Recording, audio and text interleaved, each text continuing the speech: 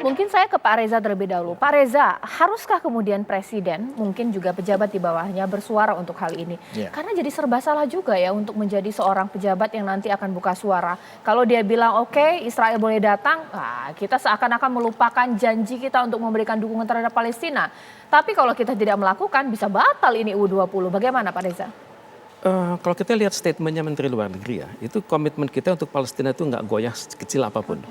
Dalam setiap helaan nafas Indonesia itu ada nafas untuk Palestina sebenarnya.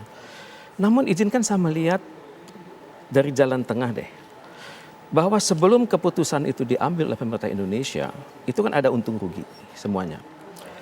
Kalau diselenggarakan di negara lain, itu yang untungnya negara lain loh. Mereka akan bisa mengatakan Anda tidak berurusan, tapi berurusan lewat kami gitu. Itu akan membawa dampak ekonomi yang luar biasa pada negara ketiga tersebut. Kalau di ASEAN ini hanya Singapura yang punya hubungan diplomatik sama Israel. Tapi kalaupun dipaksakan Singapura untuk menjadi walaupun bertentangan dengan statuta FIFA, karena kita penyelenggaranya, tetap akan sulit karena stadion utama di Singapura itu sudah terdaftar untuk kegiatan-kegiatan konferensi, musik, dan olahraga dan sebagainya, itu nggak bisa diganggu-gugat lagi. Iya. Jadi opsinya adalah di Indonesia.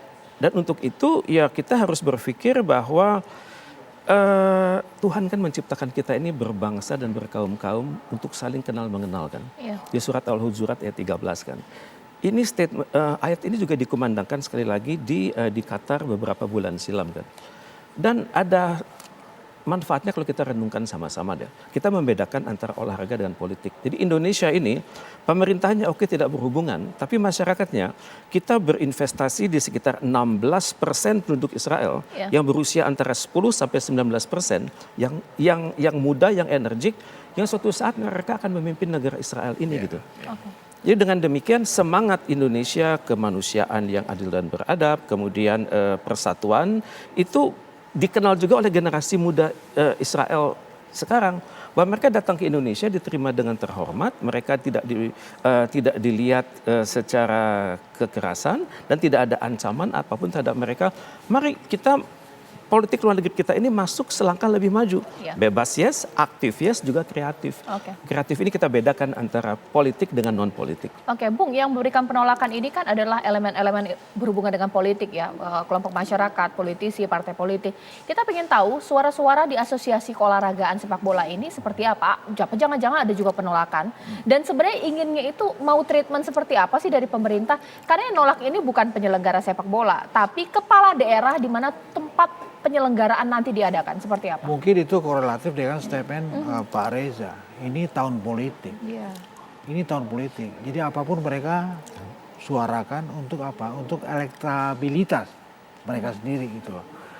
Dan saya melihat ya, ini memang bisa diselesaikan dengan satu kalimat penting.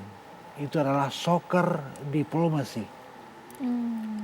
Diplomasi sepak bola. Ini penting.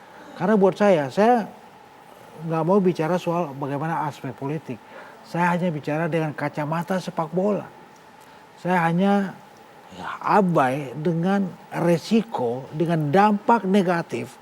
Kalau Indonesia batal jadi tuan rumah, lalu kemudian FIFA melakukan sesuatu untuk Indonesia, untuk federasi kita di-ban, selesai udah sepak bola kita. Banyak hal yang terjadi. Indonesia, lagi-lagi saya harus sebut, Piala Asia kita nggak ikut. Padahal itu didapatkan dengan berdarah-darah. Keinginan Indonesia 2030 untuk bisa berpartisipasi, lolos ke Piala Dunia dalam usia 100 tahun federasi kita. Dalam 101 abad Piala Dunia, itu nggak bisa. Keinginan kita untuk bisa menjadi tuan rumah Piala Dunia 2034 ketika ada ide untuk co-host bersama Australia itu nggak bisa terjadi. Sedih kita aja. Jadi memang sekarang ya diplomasi sepak bola itu lakukanlah sambil kita menantikan reaksi yang bagus dari federasi dan juga pemerintah kita minggu depan. Apa kabar nih? Drawing. Apa kabar nih masa depan Piala Dunia Under 20 di Indonesia. Benar gak sih dibatalkan? Kasihan banyak hal. Kasihan tim kita yang sudah dibina bertahun-tahun. Baik.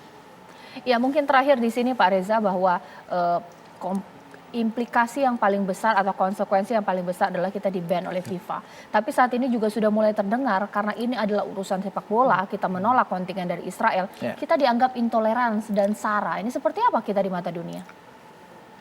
Tentunya ini tanggung jawab pemerintah Indonesia untuk membuktikan ya bahwa yang terjadi sekarang ini adalah murni olahraga begitu.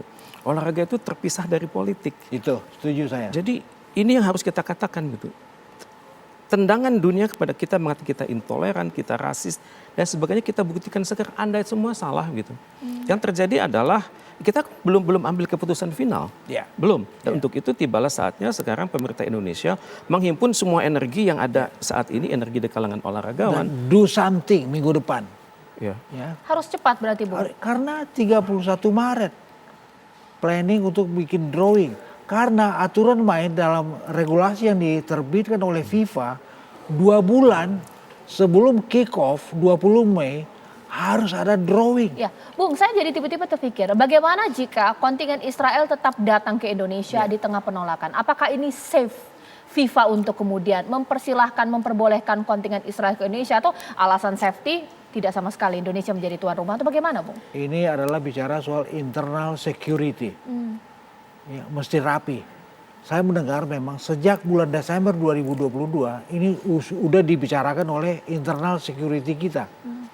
Oleh Departemen Pertahanan, oleh BAIS, semua sudah didesain, sudah diatur.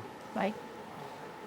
Jadi kalau kemudian tetap ada drawing, tetap Piala Dunia Under 20 digelar di Indonesia, urusan security ini mesti optimal. Oke, kita harus pastikan aman karena mata kita di dunia ini juga sedang dipertaruhkan. Dialog ini bukan untuk memberikan dukungan secara khusus untuk Israel, tidak. Indonesia, bahkan saya dengan semua narasumber saya di sini tegak lurus mendukung Palestina. Tapi ayo kita lihat ini secara komprehensif bahwa ini yang berurusan ini adalah ajang sepak bola dan konsekuensi terbesar kita bisa di-ban. Terima kasih Bung Ediman, terima kasih Pak Reza. Kita tunggu nanti bagaimana ini akan bergulir, bagaimana action dari pemerintah. Sesaat lagi sejumlah informasi lainnya akan saya hadirkan untuk Anda usai jeda berikut.